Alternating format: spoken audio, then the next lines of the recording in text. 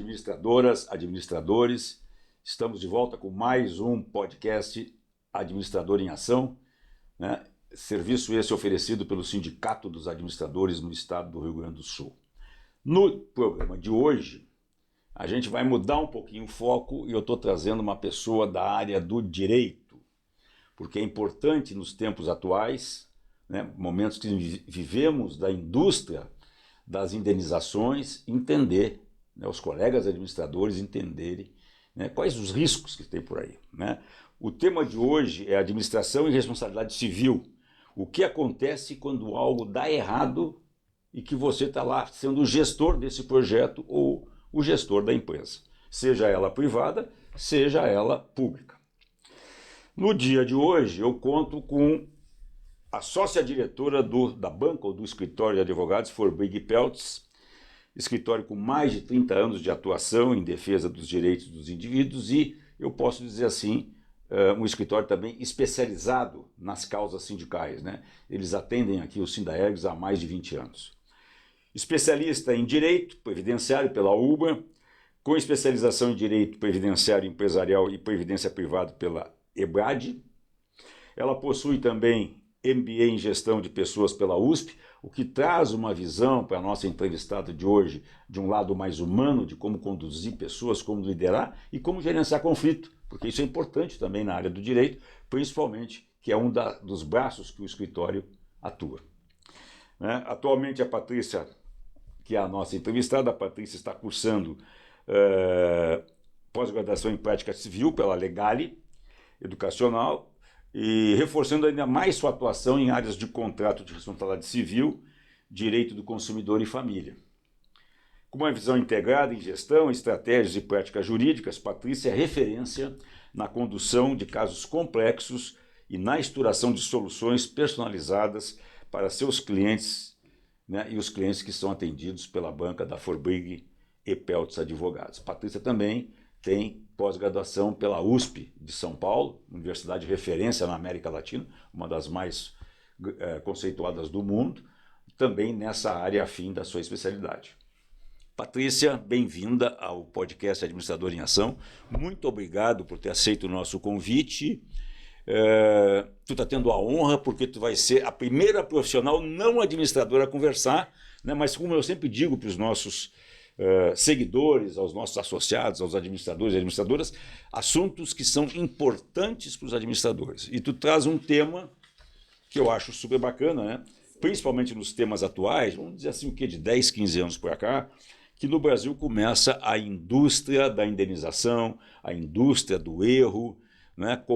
E agora nós temos aí também LGPD, nós temos aí a questão dos assédios, tudo é motivo para virar ação e daqui a pouco você, como executivo, como administrador de uma empresa ou do seu próprio negócio, pode estar caindo aí, né, num terreno bastante movediço. Bem-vinda, Patrícia. Obrigada, Vancini. Agradecer primeiramente o convite, né? É uma honra estar aqui podendo comunicar para os administradores e principalmente esclarecer, né, uma questão tão importante essa como a responsabilidade que os administradores têm na gestão ou na organização de um negócio, né?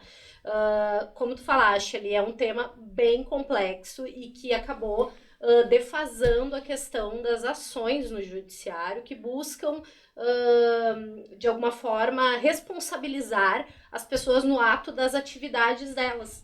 Então, é de extrema importância as pessoas estarem informadas, os administradores estarem informados qual que é o limite dessa responsabilidade dele e também soluções que possam ajudar no desempenho do seu trabalho. Ou até mesmo deixar para que tu caia em armadilhas, né? Exatamente. Porque às vezes por não ter conhecimento, não ter informação, eu posso, como se diz na gíria, pisar numa casca de banana e levar um tombo, né? Exato. Patrícia, eu sempre começo os programas com os nossos entrevistados procurando saber um pouquinho do que te levou a fazer direito, né?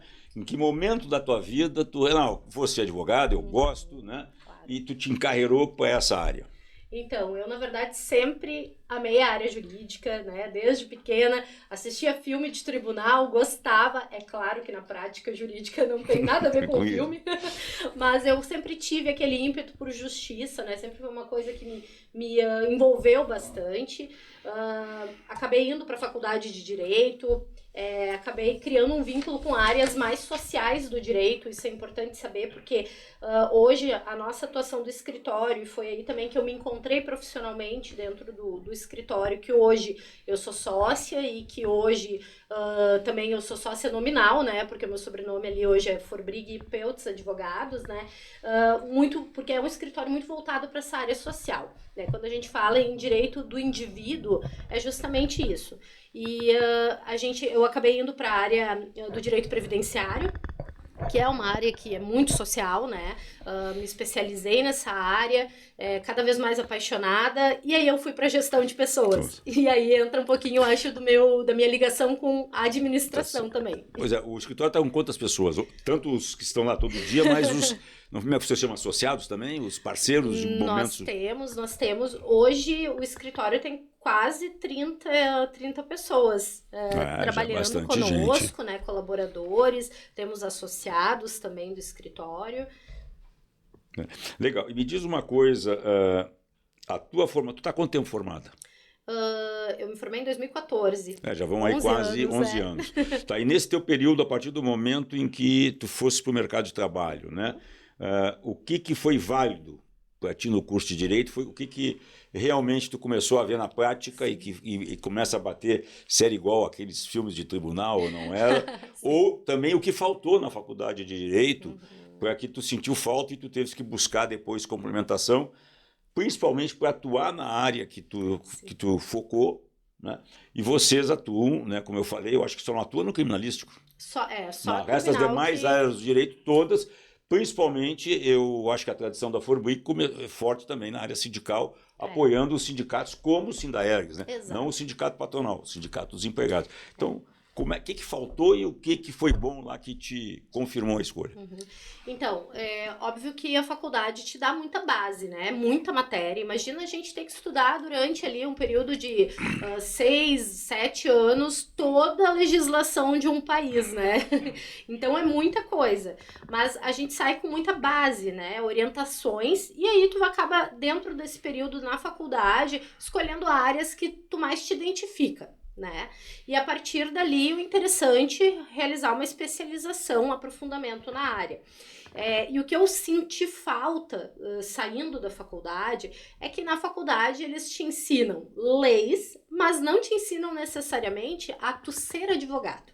Porque o ser advogado envolve muitas outras questões. Legal isso que tu fala. Faz a diferença para nós entre ser advogado e conhecer a lei ou ter decorado a lei, né? Com certeza, muita diferença. Muita diferença. Porque hoje ser advogado envolve várias outras questões. Envolve o conhecimento técnico na matéria que tu atua. É muito difícil um advogado, a gente diz assim, advogado generalista, eu faço tudo. Hoje, por exemplo, o nosso escritório, como tu disseste, Vancini, ele tem uma atuação em várias áreas. Porém, a gente tem especialistas dentro do escritório em cada área, né? A minha especialização, como tu narraste ali no começo, é em direito previdenciário, direito civil e na gestão de pessoas. Mas lá dentro do escritório nós temos advogados só especialistas em direito civil, só na parte contratual, só na parte de direito sindical, só na parte de direito do trabalho, na parte de direito previdenciário. Então, esses eixos do direito, ele necessita de um aprofundamento. Não adianta a pessoa ela só ter um geral, é necessário, até por conta das mudanças que vão sendo proporcionadas na legislação e o que vem de tribunais, de decisões. Então é extremamente importante ter esse aprofundamento em área específica, né? Ninguém consegue fazer tudo. Tu diria que hoje o direito está que nem a medicina, fragmentou em várias especialidades, né? Que hoje a medicina, tu tem o cara que cuida do dedo da mão esquerda, tu tem outro que cuida do dedo da mão direita, em função do que a medicina foi evoluindo ao longo da história, né? E também a administração tem isso, hoje está muito fragmentada, vocês também, né? Que tinha o quê? O direito de família, o direito tributário e o criminal. Hoje já tem quando a gente fala em LGPD, né, como é que é a parte que nós vamos abordar aqui de erros, né, responsabilidade civil. Extremamente segmentado também. Extremamente segmentado. E cada vez surgindo novas áreas, né? Mancini, por exemplo, agora o direito digital é uma área que está muito em alta, né? A gente está vendo a tecnologia, a parte de propriedade intelectual plágio de também está imagem, crescendo. uso de conteúdo. Exatamente. O grande conflito do chat GPT, afinal, tu pode usar, não pode usar, é de tua autoria ou não é? Exato. E isso está tudo contigo, ali lá no escritório. Tudo isso é comigo e com a equipe civil, né, que trabalha comigo ali. Nós temos ótimos advogados, então, que também estão sempre buscando essa atualização para a gente estar tentando acompanhar o que o mercado vem ofertando hoje também. Legal. Patrícia, como é que é trabalhar num escritório, vamos chamar de empresa, né? Porque é uma empresa com 40 pessoas, é uma empresa. Numa empresa 100% de perfil familiar até o quê? Um ano atrás? Quando tu entrasse? Não, o escritório... eu entrei fazem 9 anos no escritório. Né? Já está 9 anos. Já estou há 9 anos no escritório. Mas como sócia agora? Como sócia fazem 3 anos, 2 anos e um pouquinho, vão fazer 3 anos agora. Então, é um desafio, mas também foi um convite, assim, muito que eu senti de coração, né, dos Forbrig, que eu digo, né, porque são hoje os meus sócios, Isadora e Ayrton, né, o Ayrton, nosso sócio fundador do escritório, e a Isadora, filha dele e minha sócia também. A gente, dentro da nossa sociedade ali, a gente sempre conseguiu dividir muito bem os papéis de cada um, né, e também uma parceria de a gente poder ter um debate, né, de troca de opiniões dentro dessa sociedade, né, que eu acho que isso faz muito parte da gestão e envolve bastante também com esse tema que a gente vai falar, porque quando a gente está falando numa sociedade, né, a responsabilidade de qualquer ato vai cair sobre os 3 sócios. Porque tu sabes que aqui a maioria do nosso público, que são administradoras e administradores, e também deve ter de outras formações que nos assiste, estão em empresas familiares, né? Considerando que o Brasil, 80% das empresas hoje são de perfil familiar, ou já passaram, ou estão passando, ou vão passar por situações de ter que abrir, que é o caso que o Forbrig fez aí contigo, né?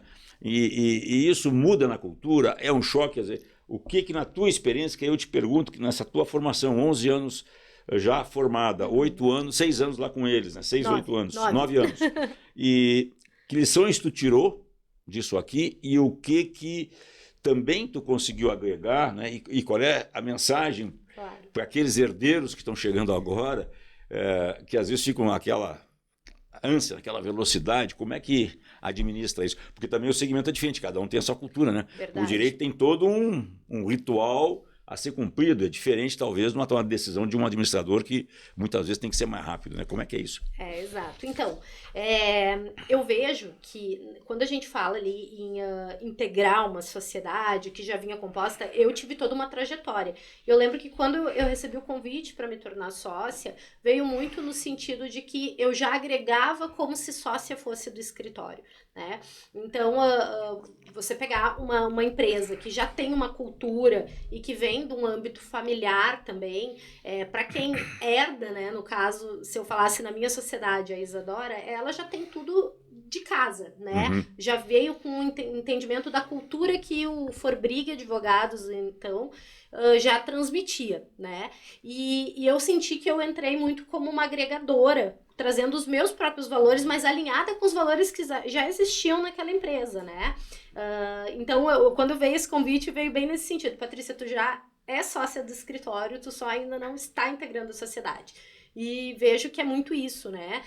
Tu agregar aquele local com os teus próprios... teu próprio entendimento, a tua própria base... Sim. Mas, ao mesmo tempo... E a tua experiência de vida. A tua experiência de vida, exato. Mas também, ao agregar isso, mas também estar alinhado com uma cultura que já existe, que já vem, né, das pessoas que fundaram aquela empresa. Me diz uma coisa, Patrícia, tu me dá aqui uma oportunidade de perguntar, que hoje a gente vive um conflito de gerações, né? A turma mais experiente, da onde eu me enquadro, um pouco mais antiga, né? Sim. A turma jovem, onde tu te enquadra, talvez tu já esteja já no meio da transição entre o pessoal que saiu da faculdade já na plena maturidade profissional, mas há um conflito muito grande, né? Que a gente vê o conflito de gerações, o Brasil é um país etarista que separa, que dificulta as pessoas que têm acima de 40, 50 anos, é um problema, né? Sim. No direito também tem isso, como eu encontro isso na administração e em outras carreiras. Existe o fato de ser uma advogada nova, né? Aí tu vai lá discutir com advogados mais velhos ou advogadas mais velhas. Existe também esse preconceito? Sem dúvida, sem dúvida. Existe sim quando a gente está lidando ali com profissionais mais experientes, né, vieram de outras gerações, da época em que o advogado ia lá no Tribunal de Justiça pesquisar uma jurisprudência, as decisões nos livros, né? A minha geração foi aquela que transmitiu. Eu digo que quando iniciei a carreira, eu era estagiária, eu ia com um carrinho no fórum buscar os processos físicos. Vi muito físicos. Vocês andando com esses carrinhos pela rua aqui perto da Praia de Belas ali. Exato. Ia com um carrinho lá buscar o processo físico, folhear o processo. Hoje não, né? Hoje basta jogar lá no site ou usar um bot que nem um ChatGPT, um Copilot, entrar ali e daqui a pouco tu já tem uma petição pronta, né? O que eu vejo que é positivo da gente ter várias gerações é a experiência que é compartilhada, porque tem coisas que somente a experiência vai te trazer, né? Como lidar com algumas situações, como, por exemplo, debater com o cliente algum caso. Às vezes a experiência ela é necessária para algumas questões, mas eu também vejo como um frescor novo essa geração que está vindo agora, que tem toda essa tecnologia nas mãos e se bem utilizada, é super positivo para agregar a gente usando a experiência de quem já está mais tempo ali na carreira jurídica com esse frescor do pessoal mais jovem ali iniciando, né, na carreira. Tu sabe, quando eu era jovem, na época de estudante, né, geralmente aqueles colegas, ou as meninas, ou os meninos mais falantes, mais conversadores, vai ser advogado. Né? Por quê? Porque o advogado ele tem que enfrentar o tribunal, ele está lá na frente do juiz, vai defender ou vai acusar, enfim, depende do seu papel. E a gente vê isso nos filmes. Eu também gosto muito de filmes de tribunais, porque eles te levam, né, muitas vezes a te envolver com a vítima ou com o acusado, não sei qual é o termo correto. Mas eu trago isso para a administração, porque também eu aprendi que o administrador, principalmente quem está em cargo executivo, ele vai enfrentar situações que tem que enfrentar público. Exato. Né? E qual é o segredo? Porque tu tem pessoas que são tímidas, mas tu tem que apresentar um projeto, tu vai ter que apresentar um planejamento estratégico para a tua área, né? Senão tu vai ficar estacionado. Então, tu vê diferença entre o administrador e o advogado nessa situação, e qual é o segredo para deixar a timidez de lado, né? E enfrentar muitas vezes, né, a venda de um conceito. Porque, na realidade, eu acho que também vocês, como advogados, vocês estão vendendo, né? Exato. Como nós, vocês vão vender lá no júri que o cara é inocente ou que o cara é culpado. Sim. Então, tu tem que criar todo um artifício, né, para justificar a tua defesa. É isso? Mais ou menos isso. O que eu digo, né? Dentro da lei, é claro. Dentro da lei. Tu vai usar a lei como referência e vai tentar... Exato. Né? E o administrador também, ele tem que ir lá vender um projeto de investimento na fábrica, de ampliação da área comercial, Sim. uma campanha de marketing, ele tem que convencer alguém acima dele ou alguém que vai liberar os recursos. E aí, como é que faz isso? Então, eu vejo que existem perfis, né, de profissionais. Existe aquele perfil de profissional que vai vir num podcast conversar com vocês, que vai fazer uma argumentação num tribunal. A gente tem hoje o mais próximo assim da realidade de um tribunal americano é uma sustentação oral num tribunal, tu defender a tua tese. Ainda continua o presencial? Tem alguns sim, alguns hoje já são virtuais, mas existem... Que perde um pouco do charme. Né? Eu me senti advogada realmente quando eu fui lá e vesti uma toga para fazer uma sustentação oral no Tribunal Regional Federal da 4ª Região para os desembargadores, né? Então, existem perfis, né? Talvez tenham pessoas que vão passar por pela área jurídica e nunca fazer uma audiência. Hoje já existe isso. Depende muito da área que a pessoa vai atuar, porque existem áreas que não necessitam disso, né? Não necessita, é uma coisa mais documental, né? Mais uma discussão técnica.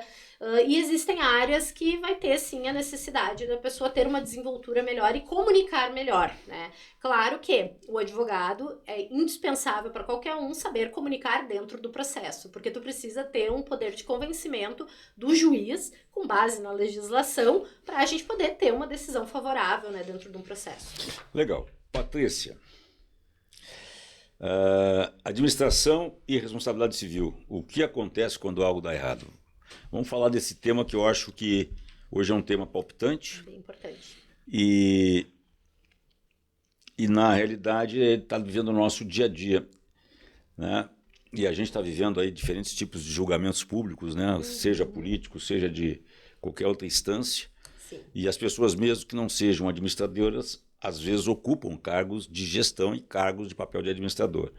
Como é que é isso? Fala um pouco sobre isso, discorre para nós aí o que essa modernização, esses novos tempos, vamos chamar assim, traz de coisas que é mais um ponto que o administrador tem que colocar lá no seu painel de preocupações, de avaliação, que impacto vai dar, o que não vai dar. Sim. Então, Vancini, quando a gente fala ali da administração, as empresas, de empresas, escritórios, instituições, enfim, é inevitável a gente repensar na responsabilidade que vai recair sobre aquele gestor, né? E essa responsabilidade ela vai estar diretamente ligada à diligência, à lealdade e à boa-fé nos atos. E aí, não só isso, né? Isso está previsto em lei, tá? O Código Civil tem ali no artigo 1011, ele estabelece que o administrador ele tem que agir com o mesmo cuidado e diligência que ele empregaria na gestão do seu próprio negócio, né? Seja ele o dono do negócio, seja ele, né, um empregado, né, um colaborador. Exato, né? O artigo 1016, ele prevê que os administradores respondem solidariamente por prejuízos causados à sociedade ou a terceiros quando houver culpa no desempenho da atividade. O que isso vai significar? Que se o ato dele não cumpriu esse rito, né, da diligência, lealdade, boa-fé, e isso impactar, seja dentro da empresa, seja fora dela, ele pode ser sim responsabilizado. Então, assim, ó, não só pela falta de algum desses da diligência, lealdade ou boa-fé, como também se ele se omitir, isso é importante, porque existe daí a questão da omissão que pode também ser punida, assim como também a gestão de terceiros, isso é outro ponto muito importante. A omissão seria o quê? Eu vejo que está acontecendo uma irregularidade, mas deixo de lado. Não é na minha área, mas é na área do colega, deixa o circo pegar fogo e eu não faço nada. Exatamente, se a pessoa está numa gestão geral e vê que aconteceu algo errado e ela se omite daquela situação, ela também pode ser punida. E como eu falei, da gestão de terceiros, né? Eu até pego um exemplo, por exemplo, tem um caso prático, tá? Um administrador, isso é um caso prático do Tribunal de Justiça de São Paulo, do Fundo de Investimentos e a Má Gestão, tá? Um administrador ele foi responsabilizado por má liquidação dos fundos de investimento sem cumprir obrigações contratuais com os cotistas. A Justiça, então, reconheceu a legitimidade passiva do administrador e determinou a realização de uma perícia para apurar os danos porque ele geriu mal aquele negócio. E no caso da responsabilidade de terceiros, vamos pegar um outro exemplo, né? Eu contrato na minha empresa um contador fora da empresa para fazer alguma questão tributária, por exemplo, fazer um cálculo ali de alguma gestão de impostos, né, que eu tenho que fazer na empresa. Eu sou obrigada como administradora a gerir aquilo, porque se der algum problema, mesmo que o contador que esteja desempenhando aquela atividade, se caso ele deixar de gerir, deixar de produzir o que eu preciso corretamente, digamos que essa empresa vai lá e toma uma multa porque não foi apurado corretamente os cálculos.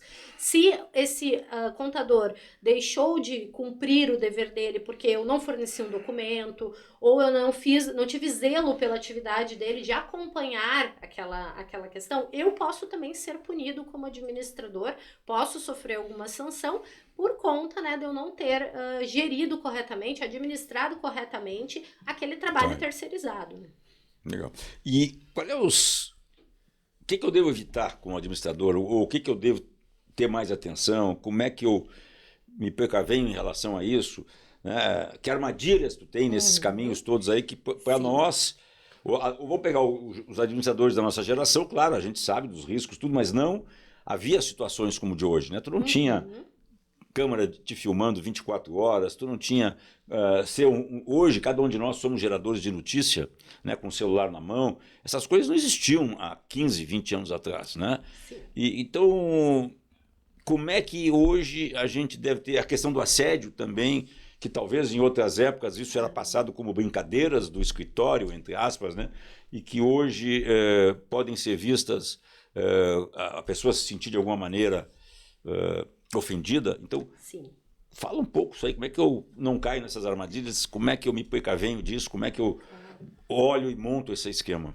Então, hoje, mecanismos, né? A gente vê muito assim num ponto de vista que mecanismos que podem proteger na gestão, na administração de um negócio.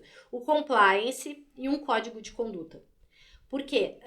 Ali deixam claras as regras do jogo, né? Não pode. Eu estou, como gestor da empresa, dentro do código de conduta, deixando claro o que não pode dentro dessa empresa, né? O que está dentro da lei.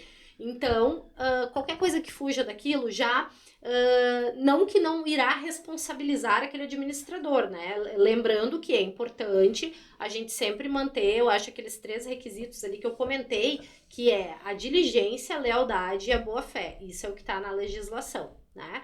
Mas um código de conduta e o compliance, eles podem ser um mecanismo de prevenção, porque, digamos assim, o administrador falou a regra do jogo, o que pode é o que não pode. Se qualquer pessoa fora da diligência dele contrariar o que está ali, ele já tem um meio de se proteger, né? Digamos, avisei, não pode, né?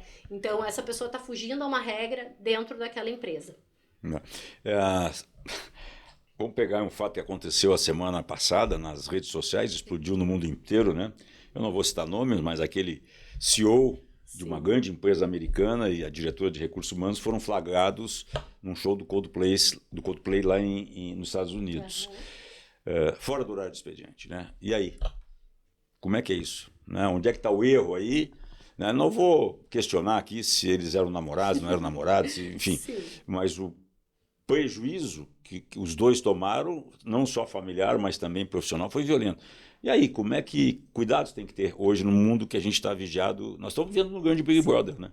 Vigiado 24 horas. Então, é bem complexa essa situação, né? Depende muito das regras, né? Como eu disse, porque se existe um código de conduta dentro de uma empresa dizendo que não é aprovado, relacionamento entre os colaboradores, tu não tem como impedir. Mas se houver uma demissão por conta de uma situação dessas que extrapole o ambiente de trabalho, pelo menos a informação está dada, né? Que isso sim pode incorrer na dispensa dos colaboradores, né? É um meio dessa gestão também se proteger, né? Porque pode sim, né? Quando a gente fala em assédio, né, Vancini, a gente não fala só do assédio sexual, por exemplo, né? Quando a gente fala em assédio, pode ser considerado um assédio moral tu desligar uma pessoa por algum motivo aleatório à atividade dela, né? Mas se existe um código de conduta que já trace, né, que não é aprovado de alguma forma dentro da empresa, já é um meio de proteção. Não foi uma questão de, estou assediando porque eu não concordo com aquela situação.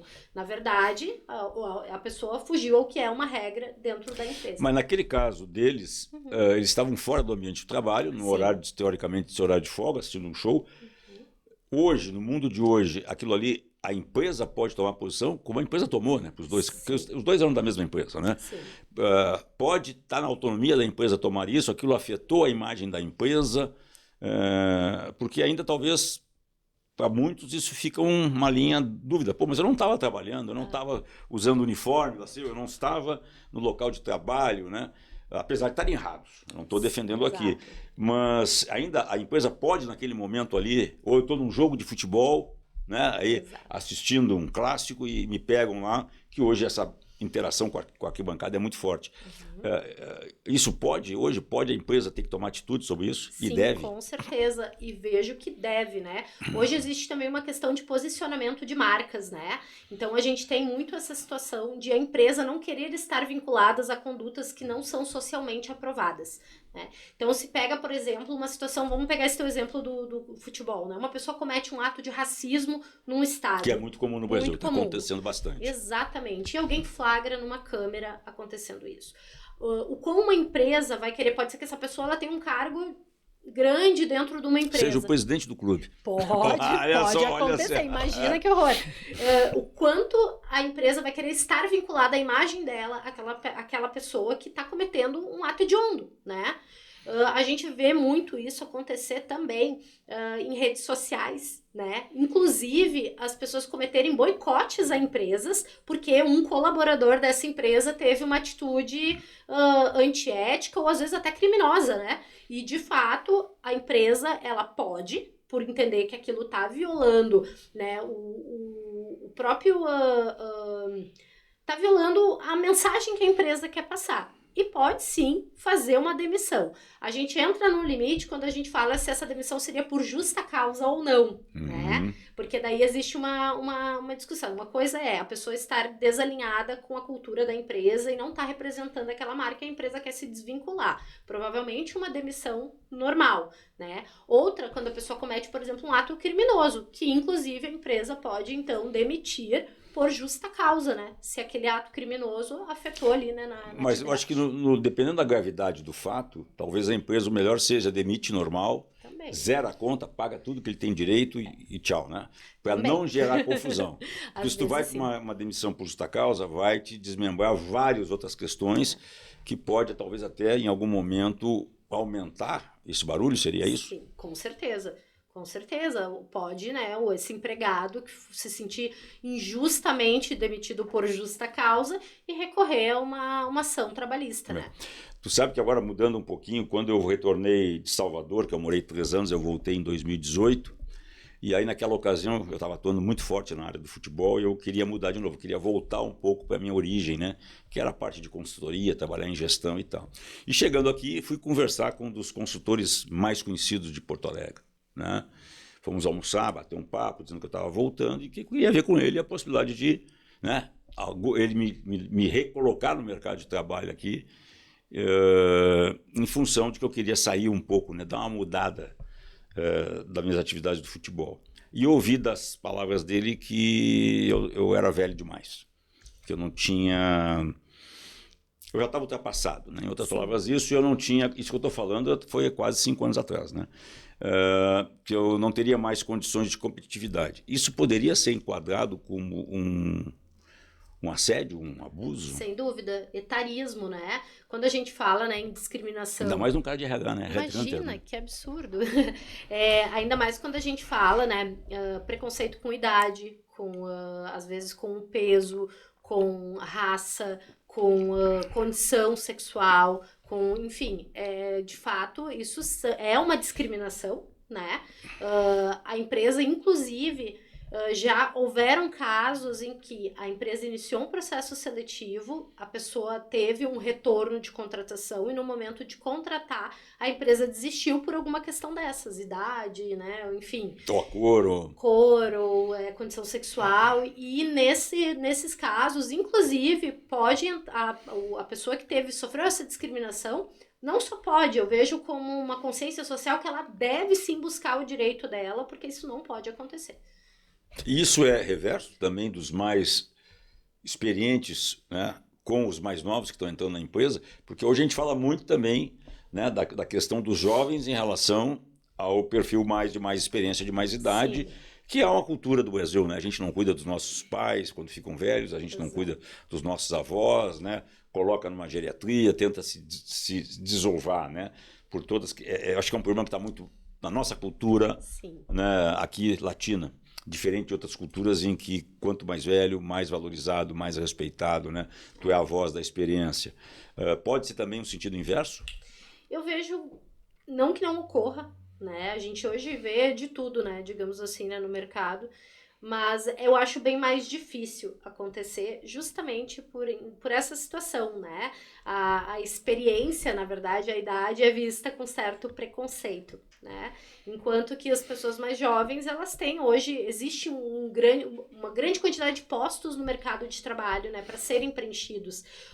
A gente vê hoje uma geração de jovens que estão mais indo para uma área mais acadêmica, buscando trabalhos alternativos também, né? Muita gente tem, eu brinco que eu converso com algumas amigas, né? Que meu filho quer ser youtuber, né? Já querem ir para outras profissões alternativas, novas profissões. Será que quando ele chegar na época dele ainda existe isso ou já tem coisa diferente? Pode ser que nem exista.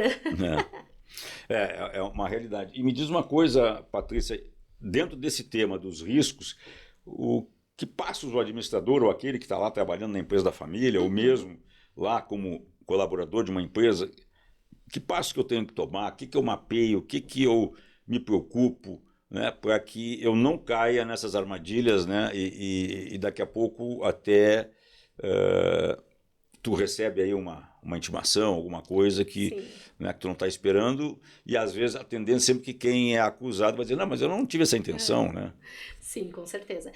Então, eu acho que o principal é, como eu falei antes, o código de conduta e ter um compliance dentro da empresa, né, para se proteger das decisões que são tomadas na gestão do negócio, né? E claro, eu acho que ter uma boa assessoria jurídica, sem dúvida nenhuma, é um meio de também se proteger e haver essa consultoria, né, no momento de tomar uma decisão de um desligamento de algum funcionário, situações que ocorram dentro da empresa, que podem haver alguma violação da legislação ou do entendimento que vem sendo adotado nos tribunais, ter esse cuidado. A parte dos contratos que a empresa firma é extremamente importante passar por uma assessoria jurídica para poder dar aquele olhar, né, nos contratos, aquele olhar técnico em cima dos documentos, para saber se não vai passar nada que possa sim acabar lesando, porque a gente hoje existe inclusive a figura da desconsideração da pessoa jurídica, né? Então, se a empresa lesar terceiro e for comprovado que e não houver recursos para a empresa ressarcir esse terceiro, pode inclusive ir para o patrimônio dos sócios dessa empresa, né? Então é importante ter esse preventivo e uma boa assessoria jurídica é também um meio de se proteger. Uma dúvida que sempre surge, né? A gente está discutindo aqui no sindicato a implantação de um código de ética e um código de conduta. Sim. E os colegas da diretoria, alguns acham que é tudo uma coisa só, né? Código de ética e nós temos ainda o estatuto, que é o que rege. Sim. Por sermos uma entidade sem dono, né? A gente tem o estatuto. Então alguns acham que isso tem que estar dentro do estatuto, outros acham que não, que separa o código de conduta do ética, outros não acham. Como é que é isso? Quer dizer, até para tirar, eu imagino que muita gente tem essa dúvida, eu preciso botar alguma coisa na minha empresa. O que eu coloco? Um código de ética, um código de conduta? Para que serve um? Para que serve o outro? Em que momento, né, eu vou lançar mão desta ferramenta mais moderna, né, que está todo mundo partindo para isso.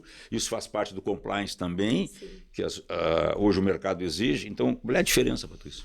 Então, o código de ética, ele serve como um direcionamento ético geral, né, da empresa. Aí engloba todos, desde o mais humilde colaborador, exato, até o presidente da empresa. Exato, né? Isso é ético, isso é não ético de fazer, digamos assim. Né? Esse caminho não vamos tomar, esse ok, é por onde a empresa deseja ir, né? Já o código de conduta são questões da rotina, né, daquele local, né? O que pode, por exemplo, ter dentro de um código de conduta? A questão da organização dos ambientes comuns. Isso pode estar dentro de um código de conduta, né?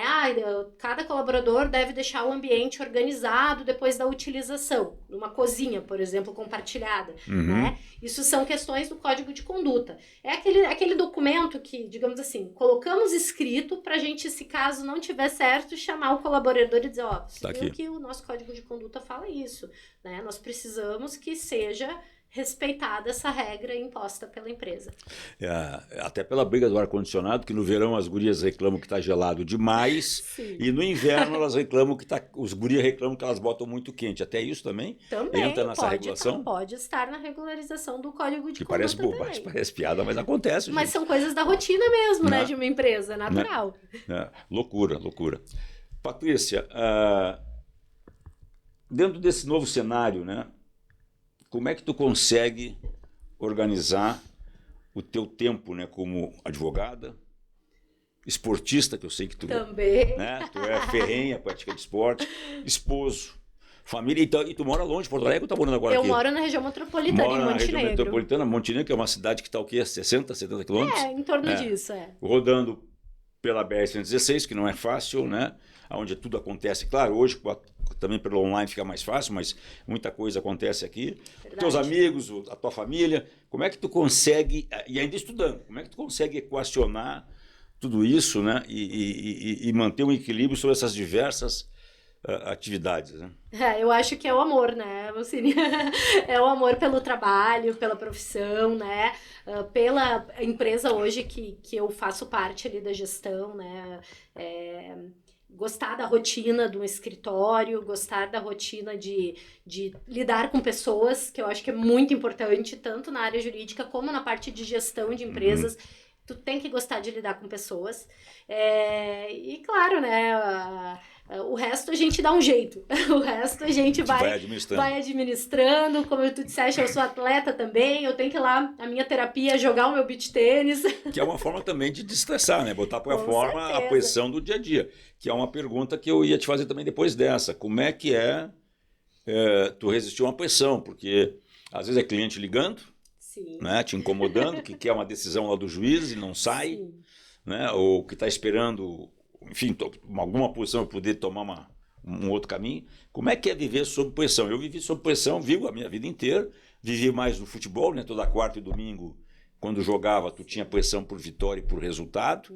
Né? Hoje, aqui no sindicato, nós vivemos sob a pressão da desregulamentação da contribuição anual, de uma provável término da justiça, até pode falar um pouco disso, né? da pejotização que estão falando, e isso desencadearia todo um processo de desmanche da justiça do trabalho do Brasil. Né? Então, são pressões que a gente vive aqui e eu tenho, né, 1.800 associados que eu tenho que cuidar, que nós temos que cuidar. Né? Esse é o nosso papel.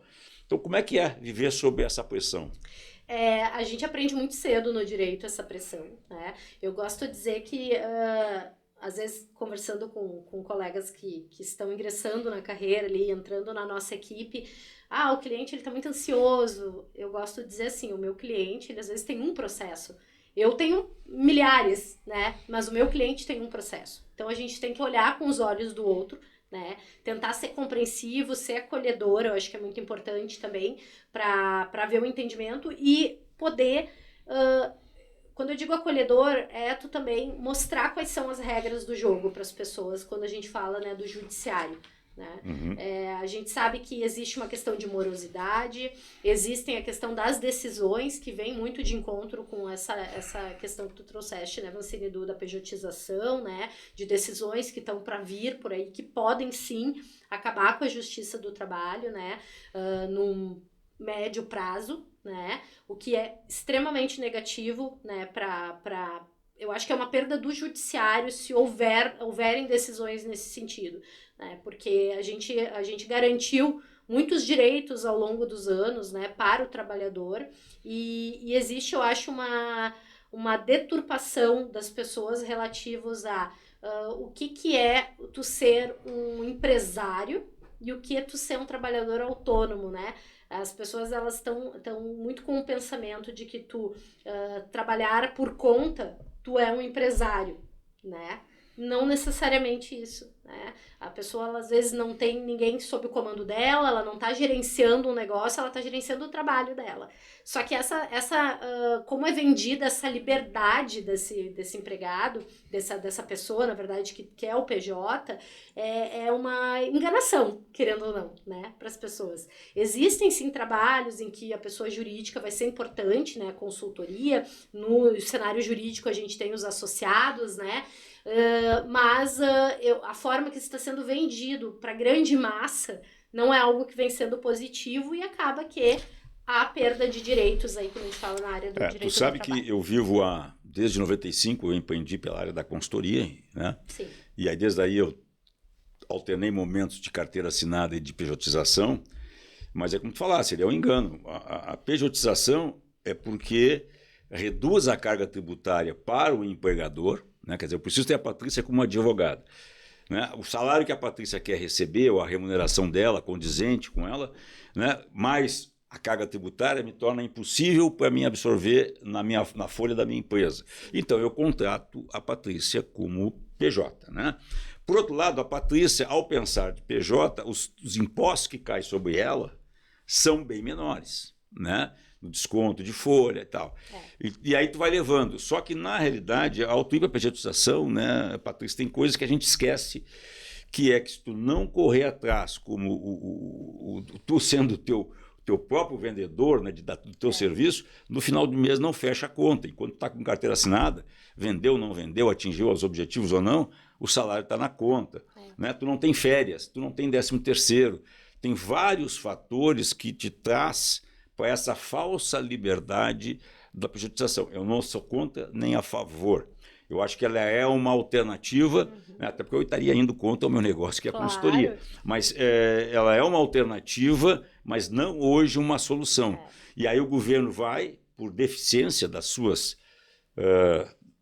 instituições de cobrar, de fiscalizar, tu vai pejotizar lá o cara do Uber, tu acaba com o conceito do Uber, tu vai pejotizar o cara do cachorro-quente da esquina, da pipoca, exato, né? Não sei se esse é o caminho. Como é que tu vê essa discussão que está lá em Brasília, lá no Supremo? Né? Isso, para nós, sindicatos, é bastante preocupante, né? Porque já tivemos um golpe em 2017, podemos, a qualquer momento, a gente não sabe quando, receber um outro golpe fatal, né? E o que vai ser dos sindicatos no dia seguinte? E o trabalhador vai ficar desamparado. Né? Nós estamos ganhando, como a Patrícia falou, espaços como trabalhadores desde 1941, quando começou a ser regular a CLT, é isso? Isso aí. Né? E aí surgiram os sindicatos e tal. Então, como é que está isso, Patrícia? Como é que vocês lá da área jurídica olham, né? E que caminho vai sobrar para as instituições, como também falam, né, que Brasília está lá estudando o término dos conselhos. Olha que loucura. Que absurdo. Né? E que só ficaria três ou quatro grandes categorias. Advogados, é óbvio, que eu digo advogado já veio na nau de Pedro Álvares Cabral, já chegou no Brasil junto, sim, médicos, engenheiros e talvez os contadores. Esses 4 não continuariam ainda tendo que ter os seus conselhos. Os demais todos seriam extintos, como aconteceu com os jornalistas. Né? Então, tu imagina um filho, tu mesmo estudou 4, 5 anos, 6 na faculdade de jornalismo e, de repente, qualquer um pode entrar na minha atividade. Sim. Então, como é que tu vê isso? Como é que o escritório de você está vendo isso? Porque à medida que a bomba entrar, eu vou estar ligando. O negócio está esquentando lá em Brasília. Com certeza. Como é que vocês estão vendo isso? Isso é um enfraquecimento da classe trabalhadora. Né? Assim, é uma forma de tentar enfraquecer, porque juntos somos mais fortes. Né? Se nós tivermos um sindicato representando e buscando ali os direitos daquela classe trabalhadora, tendo um conselho que regulamenta, fiscaliza, né, o desempenho daquela atividade, somos mais fortes. Né? Então é extremamente importante. A gente, como assessoria jurídica, a gente tenta buscar dentro das decisões um entendimento que venha a favorecer, né, a manutenção dessas entidades, né? Tu acha que isso toma corpo? Não sei te dizer, eu acho que existem 2 vertentes aí, né? Existe quem acredita que as decisões vão vir, né, no sentido de favorecer a pejotização, né, e favorecer o enfraquecimento mesmo da legislação trabalhista, né? Mas existem também aqueles que têm uma esperança, e a campanha para esse tipo de coisa está bem forte, principalmente das entidades em defesa do trabalhador, porque tem essa questão da gente haver um entendimento de que a gente não está demonizando a pejotização de forma alguma. Existem sim atividades que é extremamente importante ter a figura do PJ, né? Porém, existem figuras de trabalho que a gente precisa da proteção da legislação trabalhista do empregado, né? Da CLT. Legal. Patrícia, estamos chegando ao final do nosso programa, né, dessa aula. Acho que poderíamos ter vários outros programas aqui. Que mensagem tu deixa para os colegas administradores que estão aí no meio da faculdade, no meio da escola, né? Tem mais um tempo para se formar, aqueles que estão se formando agora, ou os que já estão formados, né? Qual é a mensagem que tu deixa para essa turma, tanto os guris como as gurias, né? Jovens administradores que estão entrando no mercado de trabalho agora? Eu acho que o principal assim, é ter responsabilidade nos atos, né? Se manter bem informado, porque está sempre mudando, tudo está sempre mudando, é buscar meios, né, de ter uma segurança jurídica ali nos teus atos, como eu falei, tendo uma assessoria jurídica importante, tendo o apoio, né, tendo aquele código de conduta que eu falei dentro da sua empresa, tendo, né, realizando um bom compliance da empresa, né, essas figuras aí são as principais para a pessoa poder se proteger e ter segurança ali nos atos que ela vir a desempenhar na atividade.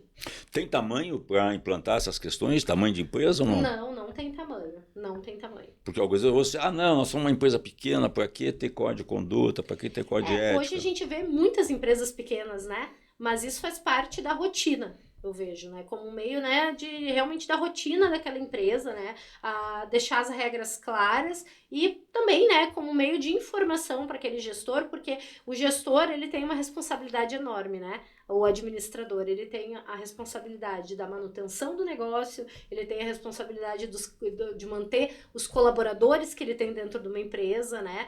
E, ao mesmo tempo, também a saúde do negócio, né? Da marca dele, né? Da empresa mesmo, como um negócio que agrega, né? Na comunidade. Então... Legal. Bom, gente, hoje tivemos o prazer de conversar com a Patrícia Peltz, do escritório Forbrig Peltz Advogados Associados, que nos traz aqui um pouco a visão do direito, né, em relação a tudo que está acontecendo no Brasil e principalmente nesses novos tempos, né, que eu chamo de pós-pandemia, que muita coisa nova surgiu nesses 5 anos. Se você gostou do nosso programa, por favor, clique no sininho, compartilhe, né, marque a gente e mande isso para o maior número de amigos de vocês, que para nós é importante, né? Passe seus comentários, que tipo de temas vocês gostariam que a gente abordasse aqui no podcast. Nós vamos aí com o pessoal da produção correr atrás, né? Porque a ideia é sempre, né, Patrícia, é levar conhecimento, é levar informação para os colegas administradores, não importa a idade, para que ele possa estar sempre competitivo com o mercado. Patrícia, mais uma vez, muito obrigado a ti, a todo o pessoal do Forbrig. Né? E aqui uma lembrança que a gente sempre deixa para os nossos convidados, né, do Sindaergs. Pessoal, se você não é sócio do Sindaergs, entre em contato www.sindaergs.org.br, pegue informações, associe-se, fortaleça a nossa profissão. A Patrícia falou isso o tempo inteiro, né? Mesmo que não seja hoje obrigatória a contribuição, é uma questão de valorizar aquela carreira que você escolheu. Pessoal, muito obrigado. Obrigado, Patrícia. Até o próximo.